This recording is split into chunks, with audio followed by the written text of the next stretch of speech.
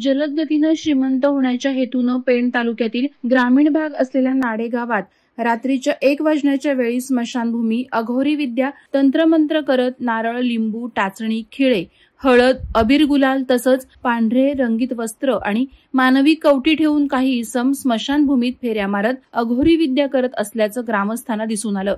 एवढ्या काळोख रात्रीत स्मशानभूमीत काय चाललंय हे ग्रामस्थांनी जाऊन पाहिल्यावर ग्रामस्थांना काहीतरी विचित्र प्रकार हे इसम करत असल्याचं दिसून आलं।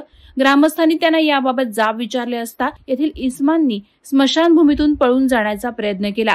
ग्रामस्थ त्यांना अडवण्याचा प्रयत्न करत असताना त्यांनी आणलेल्या क्रेटा गाडीवरील चालकानं ग्रामस्थांच्या अंगावर गाडी घालून पळून जाण्याचा प्रयत्न केला।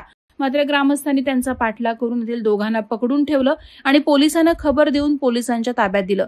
ग्रामस्थांच्या सतर्कतेमुळे नाडे गावातील स्मशानभूमीत पैशाचा पाऊस पाडण्यासाठी सुरू असलेली अघोरी कृत्य हाणून पाडण्यात आली। यावेळेला पेण पोलीस ठाण्याचे पोलीस निरीक्षक संदीप बागुल यांनी नाडे आदिवासी वाडीवरील जाऊन स्मशानभूमी परिसराची पाहणी केली। त्यावेळी त्यांना स्मशानभूमीत अघोरी विद्या करण्यासाठी तसंच तंत्रमंत्र विद्येला लागणारे साहित्य तसंच मानवी कवटी ठेवलेली दिसून आली।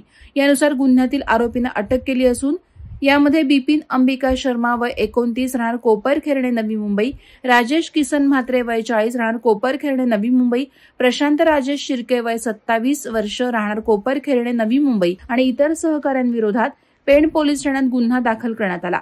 प्रथमदर्शनी सदर गुन्हा हा आर्थिक फसवणूक करण्याच्या उद्देशानं अघोरी जादूटोण्याच्या मार्गाने करत असल्याचं निदर्शनास येत आहे। गुन्ह्याचा पुढील तपास पोलीस अधीक्षक सोमनाथ घारगे यांच्या मार्गदर्शनाखाली सहाय्यक पोलीस निरीक्षक अस्मिता पाटील करत आहेत। वादळवारा लाईव्हसाठी किरण बांधणकर, पेण। नवी मुंबई व रायगड जिल्ह्यातील ताज्या बातम्या आणि घडामोडींसाठी सबस्क्राईब करा वादळवारा लाईव्ह चॅनल आणि दाबा बेल आयकॉन।